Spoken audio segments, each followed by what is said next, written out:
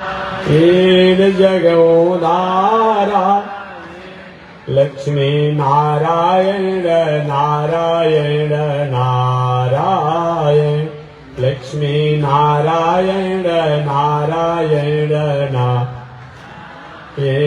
प्रभु तेरी शरण प्रभु तेरी शरण प्रभु तेरी शरण प्रभु तेरी राम जी तेरी शरण श्याम जी तेरी शरण राम जी तेरी शरण श्याम जी तेरी प्रभु तेरी शरण प्रभु तेरी शरण प्रभु तेरी शरण प्रभु तेरी श्रीमन नारायण नारायण नारायण श्रीमन नारायण नारायण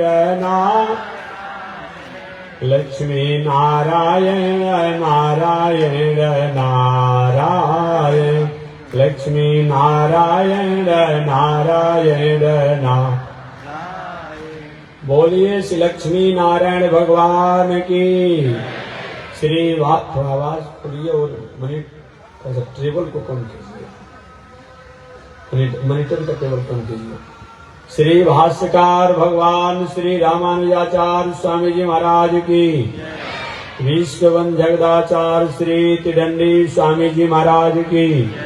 हरि ओम। शांति शांति शांति। अनंताचार्य कृपया वेदांत द्वयपारगम रामकृष्णांग्रिसदभक्तम विश्वक्सेन मुनिं भजे। काषायं यज्ञसूत्रं शुचिवपुषि तथा चोर्ध्वपुण्ड्रं च भाले यस्यास्ते दक्षहस्ते कलिकुमतिगिरीन्द्रेन्द्रवज्रं त्रिदण्डम् संसाराग्नि प्रशान्त्यै मृतजलममलं दारुपात्रं पवित्रं श्रीविश्वक्सेन सूरे पदकमलयुगं श्रेयसे संश्रयामि। लक्ष्मीनाथ समारम्भां नाथयामुनिमध्यमाम् अस्मदाचार्यपर्यन्ताम् वन्दे गुरो परम्परा। नारायणाय विद्महे तन्नो विष्णु प्रचोदयात् महालक्ष्म्यै च विद्महे विष्णुपत्न्यै च धीमहि तन्नो लक्ष्मी प्रचोदयात् तन्नो लक्ष्मी प्रचोदयात्। परमाराध्य श्री लक्ष्मी नारायण भगवान नित्य वंदनीय पूज्य गुरुदेव श्री त्रिदंडी स्वामी जी महाराज के युगल चरणों में कोटिशा नमन। भगवत भागवत आचार्य कैंकर्य पारायण महानुभाव काशी की पावन भूमि से चलकर आए हुए श्री लक्ष्मी नरसिंह मंदिर जो राज स्वामी मुक्तिनाथ जी द्वारा कथा आप श्रवण कर रहे थे, उनसे पहले हरिद्वार की पावन भूमि से चलकर आए हुए जगत गुरु रामानुजाचार्य स्वामी बैकुंठनाथ जी द्वारा कथा श्रवण कर रहे थे, उनसे पहले बक्सर की पावन भूमि से चलकर आए हुए जगत गुरु रामानुजाचार्य स्वामी अयोध्यानाथ जी द्वारा कथा श्रवण कर रहे थे, उनसे पहले जगदीशपुर आरा से चलकर आए हुए जगत गुरु रामानुजाचार्य स्वामी आनंद बिहारी शास्त्री जी द्वारा कथा श्रवण कर रहे थे। पावन कथा को पावन भूमि पर मैं निवेदन करते आ रहा हूं। आज से लगभग 6000 वर्ष पहले भगवान श्री कृष्ण इस धराधाम पर आए थे लीला के रूप में। ईश्वर की सत्ता तो हमेशा रहती है, परंतु उस ईश्वर की सत्ता को लीला के रूप में आना होता है तो किसी को माता, किसी को पिता, किसी को भाई, किसी को बंधु बना ही लेते हैं। पृथ्वी में कुछ लोग ऐसा प्रश्न करते हैं। कल ही एक महापुरुष ने, तो रास्ता पर आप लोग हट के बैठ जाइए ना, इधर उधर देखते, महात्मा जानते हुए भी थोड़ा सा। कल ही एक महापुरुष प्रश्न किए थे कि महात्मा जी, परमात्मा जब व्यापक है तो फिर उनकी आकार की क्या मतलब होता है? मैंने उनसे कल निवेदन किया था, अग्नि में, लकड़ी में अग्नि की सतह है। हमें अभी ठंडा का समय है, ज्वाला की आवश्यकता है, ताप की आवश्यकता है। लकड़ी को अपने पास रखेंगे कि हमारे ठंडापन दूर होगा? भोजन बनाना हो, क्या लकड़ी पर भोजन के पात्र और भोजन की सामग्री को रख दिया जाए तो भोजन बनकर तैयार हो जाएगा? तो क्या यही कहा जाएगा लकड़ी में अग्नि की सत्ता नहीं है? ऐसा तो नहीं कहा जाएगा। जैसे लकड़ी में अग्नि की सत्ता होने के बाद भी लकड़ी को घर्षण करना पड़ता है, या तो किसी सलाई या तीली से घर्षण करके उस लकड़ी को प्रज्वलित करना पड़ता है, और तब उस लकड़ी में होने वाली जो अग्नि की सतह है वह कामयाब हो जाती है। पृथ्वी में सभी गुण है। कैसे भगवान व्यापक हैं और व्याप्त है, इसके बारे में निवेदन कर रहा है। पृथ्वी में सभी गुण हैं। इसी पृथ्वी में आप इमली का वृक्ष लगाते हैं, नींबू का वृक्ष लगाते हैं, मिर्चा का वृक्ष लगाते हैं, गन्ना को भी आप लगाते हैं। गन्ना के वृक्षों से, पौधे से मीठा रस हो जाता है, मिर्चा से तीता रस हो जाता है, इमली से खट्टा हो जाता है। ऐसा तो आपने नहीं किया कि मिर्चा के वृक्ष की सिंचाई करने में आपने तीता कहीं जल डाल दिया हो? ऐसा होता है क्या? हम तो शायद नहीं सुने हैं। ऐसा तो आपने नहीं किया कि कहीं गन्ना के जड़ में आपने मीठा जल डाल दिया हो? ऐसा तो मैंने नहीं सुना। नींबू और इमली के वृक्ष के नीचे आपने एक खट्टा जल डाल दिया हो? एक रस आता कहां से है? ये पृथ्वी में गुण है। एक ही प्रकार की पृथ्वी, एक ही तरह की पृथ्वी, 5 प्रकार के, 10 प्रकार के, 100 प्रकार के, हजारों प्रकार के वृक्ष होते हैं। उसमें अलग अलग गुणों को प्रभाषित, प्रकट करने की उनमें क्षमता और शक्ति होती है।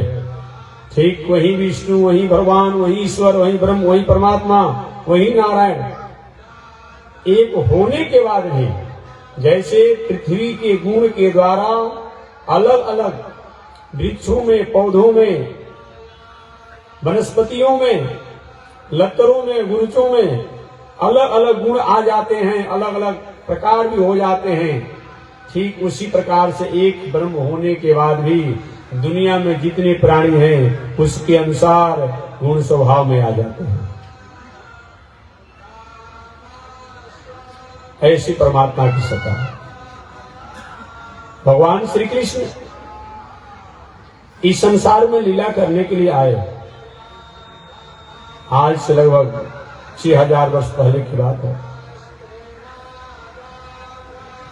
उद्धव जी महाराज भगवान श्री कृष्ण के मित्र थे। कल मैंने बताया भी था, आगे प्रसंग बस आज बढ़ना है। अपने लीला करते हुए, लीला को स्मरण करते हुए, समेटते हुए भगवान अपने धाम में जाने की तैयारी में थे। उद्धव जी को पता चला कि प्रभु अब इस लीला शरीर को समेटना चाहते हैं। उस समय उद्धव जी ने कहा, प्रभु मैं ये सुना है आप अपने लोक में जाने वाले हैं। भगवान ने कहा, जाने वाले हैं? उद्धव जी कि मैं भी आपके साथ चलूंगा। भगवान ने कहा, उद्धव ऐसा नहीं होता, ये अकेले आना और अकेले जाना होता है। रहना नहीं देश वीराना है, यह संसार कागज की पुड़िया, पानी पड़े गल जाना है। रहना नहीं देश वीराना है, यह संसार कांटों की झाड़ी, यह संसार कांटों की झाड़ी, उलझ उलझ मर जाना है, रहना नहीं देश वीराना है। ये संसार कांटों की झाड़ी है। देखिए, जब आप पढ़ते होंगे तो होता होगा कि विवाह हो जाता थे कि सहयोग करने वाली पत्नी आ जाती, ठीक है, पत्नी जी आ गई, अब क्या हुआ होता, एक बेटा हो जाता तो अच्छा होता, वैवाहिक मर्यादा का एक मंगल सफल आनंद होता। पुत्र भी हो गया, अब पुत्र होने के बाद होता है कि बेटा पढ़ लिख के बड़ा आदमी बन जाता, अच्छा होता, बेटा पढ़ भी गया, पढ़ने के बाद एक बहू घर में आ जाती तो अच्छा होता, वो भी हो गया, एक उसका भी लड़का हो जाता। जैसे जैसे हमारी उम्र ढलती चली जाती है वैसे वैसे ये उलझने बढ़ती चली जाती है। यही तो कांटों की झाड़ी है। कभी आप कांटों की झाड़ी में, बेर वृक्ष की झाड़ी में कभी आपको फंसते हुए आपने देखा होगा। कहीं बाल कहीं फंस गया, एक बाल को निकालिए दूसरा बाल फंस जाता है, दूसरा निकालिए कहीं कपड़ा में लग जाता है।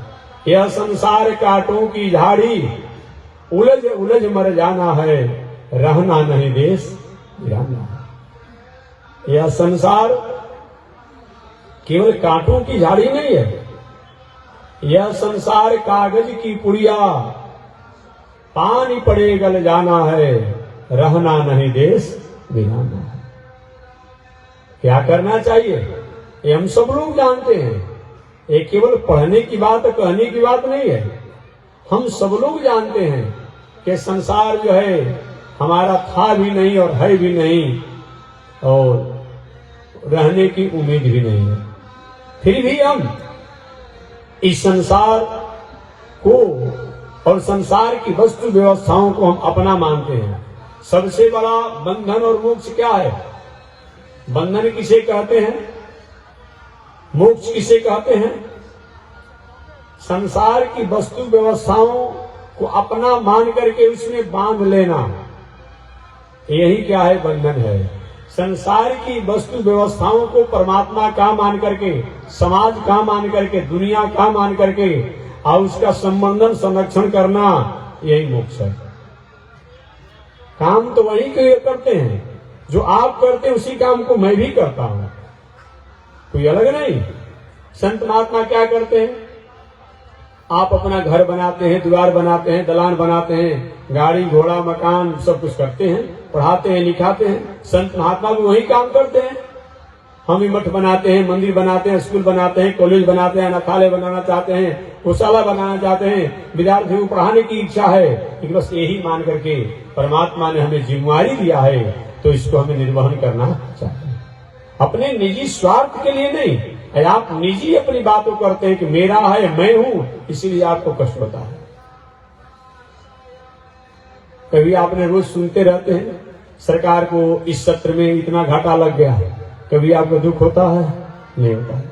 कभी अपने बारे में कहीं बिजनेस का पार करते हो, कहीं आपको कहीं घाटा लग जाए तो एक एक दो महीना तक हमारी सदमा हो जाती है, क्यों? मेरा। ये संसार बंधन का कारण नहीं है। संसार की वस्तु व्यवस्था जो है बंधन का कारण नहीं है।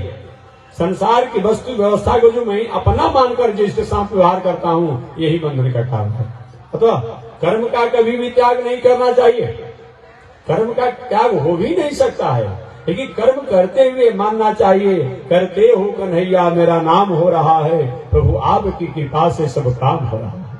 बस यही काम करना है और कुछ करना नहीं है। वस्तु का त्याग नहीं करना है, वस्तु को परमात्मा ईश्वर के प्रति समर्पण कर देना है। इसी का नाम तो संन्यास है, इसी का नाम तो योग है। योग का मतलब क्या होता है? केवल सुबह सुबह जग करके श्वास को छोड़ना और लेना, ये योग तो सब हम लोग करते हैं। ये होना चाहिए, इसका विरोध नहीं है, इसको होना चाहिए। लेकिन केवल इतना ही योग नहीं होता है। इस संसार की वस्तु व्यवस्था व्यवहार में परमात्मा की भावना करके, परमात्मा को याद करके और नियामक नियंता के प्रति हमें उसके प्रति आभार व्यक्त करते हुए उनमें समर्पण होना, ऐसा हो जाता है, यह योग है। यह साधना है, यह आराधना है, यह पूजा है, यह यजन है, यह यज्ञ है। तुम्हें निवेदित भोजन करहूं। कुछ मांगते हैं परमात्मा आपसे? कुछ नहीं मांगते। वस्तु आप उपयोग में लीजिए, व्यवस्था को आप उपयोग में लीजिए, लेकिन केवल उनको आभार व्यक्त कर दीजिए, प्रभु ये आपने बहुत बड़ी कृपा किया है। मेरे पास क्या क्षमता थी, लेकिन आपने हमको गाड़ी की व्यवस्था कर दिया, घर की व्यवस्था कर दिया, दलान मकान की व्यवस्था कर दिया, इतना बड़ा आदमी बना दिया। ये तो करना है। यही मानव धर्म है, यही मानव धर्म है। इसी का नाम योग है, इसी का नाम संन्यास है। ऐसा हमने कर लिया तो संन्यास, बड़े बड़े साधक सन्यासी लोग जो दंड लेकर के, त्रिदंड लेकर के और संयम के नियमों को पालन करते हुए जिस फल को प्राप्त करते हैं, उस फल को हम भी प्राप्त करेंगे। लेकिन स्वधर्म निधनम श्रेय, ये भी बात मैं बताऊंगा। अपने धर्म में रह करके, अब ये नहीं कि घर गृहस्थी, परिवार, पत्नी, बाल बच्चों में है और दंड कमंडल ले लीजिए, बहुत बड़ा दोष हो जाएगा। और दंड कमंडल लेने की इच्छाएं हो, तीव्र वैराग हो, तो जो संन्यास लेने की परिपाटी मर्यादा बताई गई है, पहले परिवार, पत्नी, बाल बच्चों को प्रवृत्ति की व्यवस्था कर दीजिए, बच्चों को शिक्षा की व्यवस्था कर दीजिए, परिवार को संवर्धन की व्यवस्था कर दीजिए, और तब आप उस संन्यास मार्ग में जाइए। ये नहीं कि बेटा बेटी का विवाह का समय हुआ, दाढ़ी मूछ बढ़ाकर कमंडल और चिमटा लेकर घूम करते रहते हैं, अधोगति हो जाएगा, महानरक हो जाएगा। वो तो कायर आदमी है। ऐसे व्यक्ति को कायर कहा जाता है। तुम विवाह शादी कर लिया और बाल बच्चे हो गए, उनको पढ़ाने लिखाने, विवाह शादी की बात है, अब तुम चिमटा लेकर, कमंडल लेकर, दाढ़ी मूछ बढ़ाकर घूम रहे हो। ये क्या मतलब होता है? पहले जिसको तुमने स्वीकार किया उस कर्मों को पूरा करो और बाद में आगे काम करो। यही संन्यास है। संन्यास का मतलब क्या होता है? काम्या नाम कर्मणा नाम न्यास संन्यास कहो। हम कर्म तो करेंगे, लेकिन कर्म करते हुए कर्म के फल को न्यास करना, त्याग करना, परमात्मा के प्रति अर्पण करके उन कर्मों को करना, इसको भी संन्यास श्रीमद् भगवत गीता में कहा गया।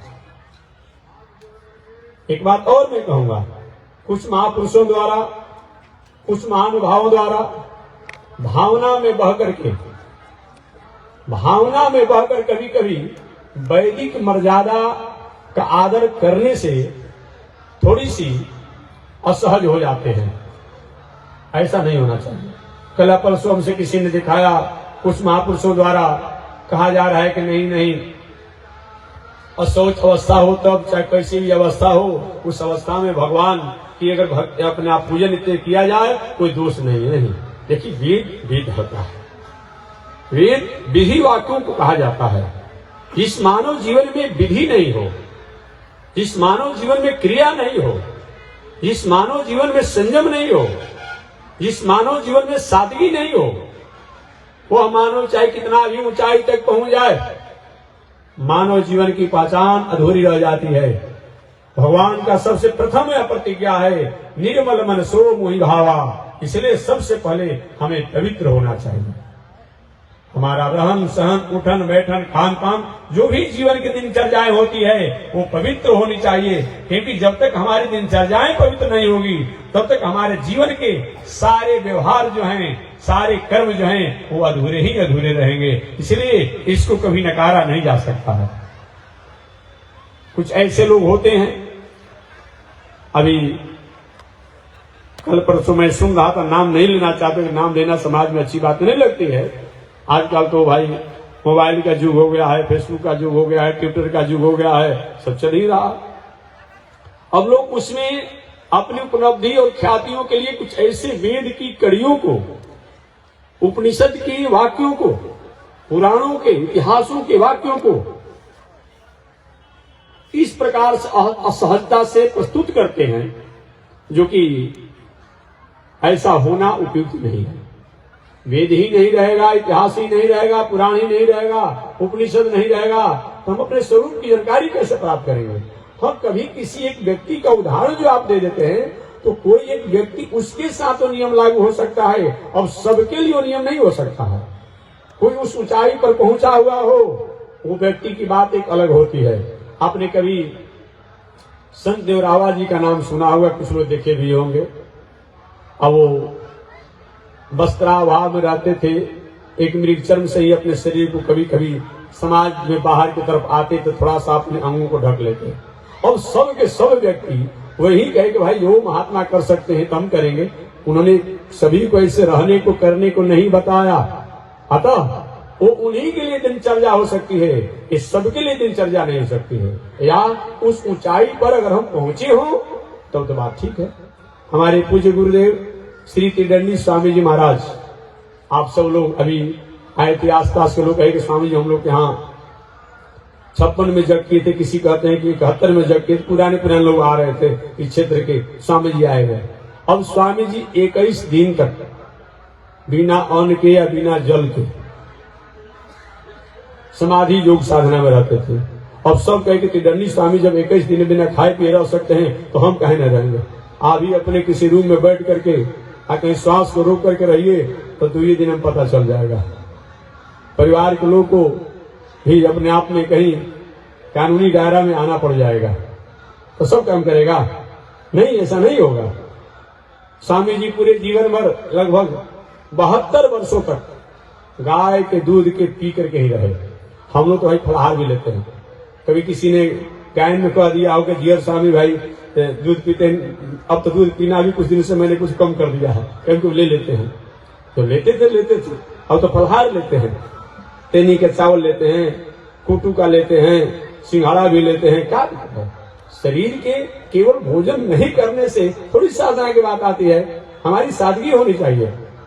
कुटू का फलाहार, सिंघाड़ा का फलाहार, तेनी का फलाहार, जैसी अनुकूलता पड़ती है जहाँ मिल जाता है, कभी फल भी ले लेते हैं, कभी दूध दही भी ले लेते हैं, तेल लेते हैं, फलाहार लेते हैं। लेकिन हमारे पूज्य गुरुदेव श्री त्रिदंडी स्वामी जी महाराज दूध पान करके रहते थे। हम लोग जब थे उस समय कच्चा दूध अब गांव में से आता था, उसमें भी स्वामी जी के यहाँ लोग लाते। अब ठंडा समझिए, कच्चा दूध ठंडा जो हो, अरे कहीं 1 घंटा 2 घंटा ऐसे रह जाए और उसको कोई पिएगा उसको इन्फेक्शन हो जाएगा। मेडिकल साइंस की अगर बात किया जाए तो मेडिकल साइंस के अनुसार जो भी दूध होता है धारूस में, जमीन पर जब ही स्पर्श करता है, मेडिकल साइंस के अनुसार जब भी स्पर्श किया है कुछ देर होता है, उसमें वायरस बैक्टीरिया हो जाते हैं। अब उसको अगर ऐसे पिया जाए तो रोग हो जाएगा। धारूस में क्या मतलब कि यही दोहन किया गया, वो दूध को रोका नहीं गया, उसी समय जब छान कर पी लिया जाए तो बात ठीक है। लेकिन जब 1 घंटा 2 घंटा रहता है ऐसे, आज की मशीन उपकरण के द्वारा रह रहा है वो तो अलग की बात है, लेकिन बिना मशीन उपकरण के ऐसे दूध को रखा जाए उसमें इन्फेक्शन की बात आ जाती है, बैक्टीरिया की बात आ जाती है। और स्वामी जी का पूरा जीवन बीत गया कच्चा दूध पीकर रहते थे, तो हम ही करेंगे? ऐसा थोड़ा होता है। स्वामी ने नहीं कहा कि तुम भी ऐसा करना है। हाँ, जो धर्म की बात है, उपनिषद की बात है, शास्त्र की बात है, वो जहां तक होगा हम कोशिश करेंगे कि उसको करें। इसीलिए यदि किंचित कोई महापुरुष के जीवन में कहीं ऐसी कोई बात आती है तो वो उस व्यक्ति के साथ लागू होता है, वो सार्वजनिक नियम लागू नहीं होता है। यही मैं बताना चाहता हूं।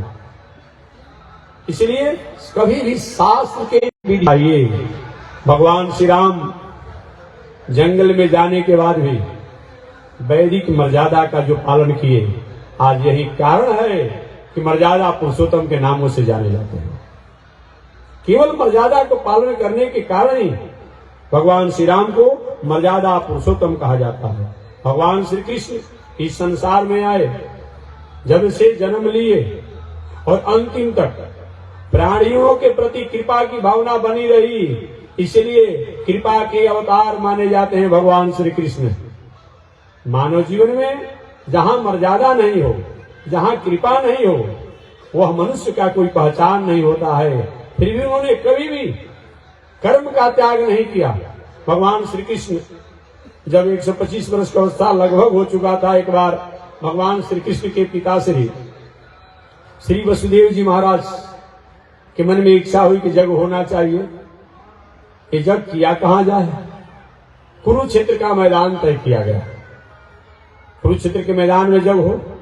कुरुक्षेत्र एक ऐसा जगह है जहां कुरु राजा द्वारा बहुत दिनों तक पूजा पाठ तपस्या साधना किया गया, और तपस्या साधना करने से ब्रह्मा जी की प्रसन्नता हुई।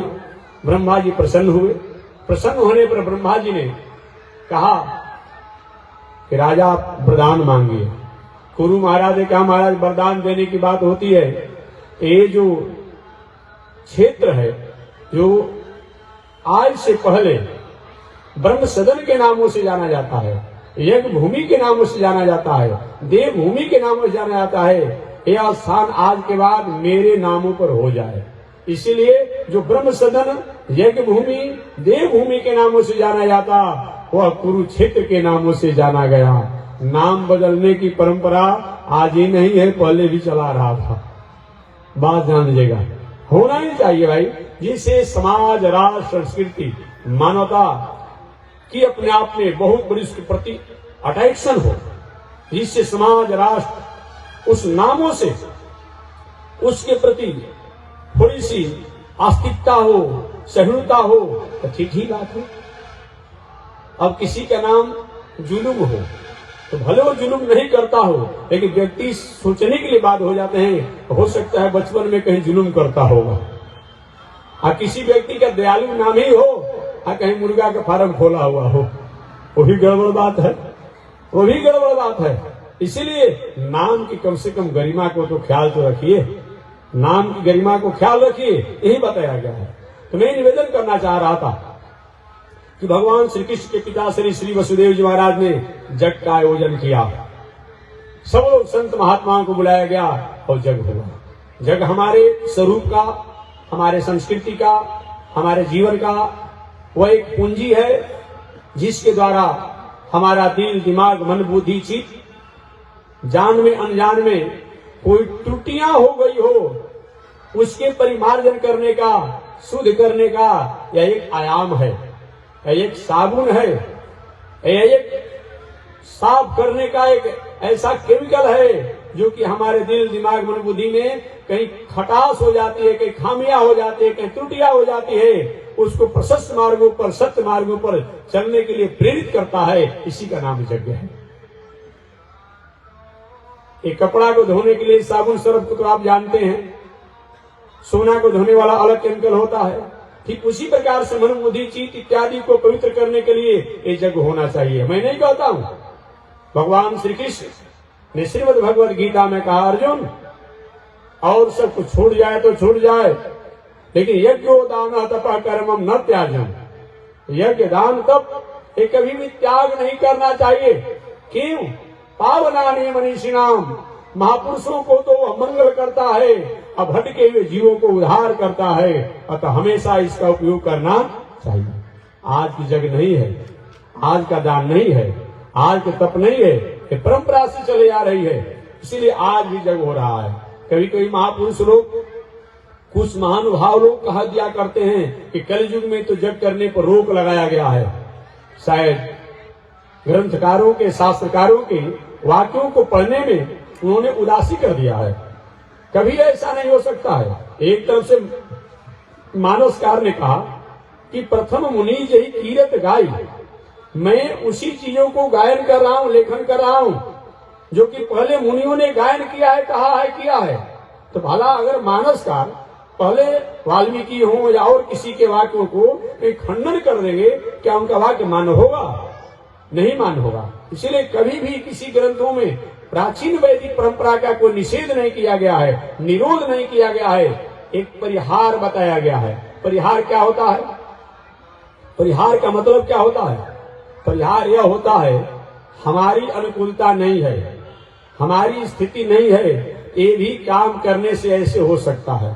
जैसे किसी व्यक्ति को लीवर का रोगी आदमी हो और व्यक्ति को भोजन नहीं पच रहा हो, तो डॉक्टर साहब कहते हैं कि थोड़ा खिचड़ी जो है अपने आप में कोमल करके, मुलायम करके खाइए। अब इसका मतलब ये नहीं है कि मालपुआ, पुआ, पूरी और पकवान खाना कोई निषेध हो गया, किसी खाना ही नहीं चाहिए। वो व्यक्ति रोगी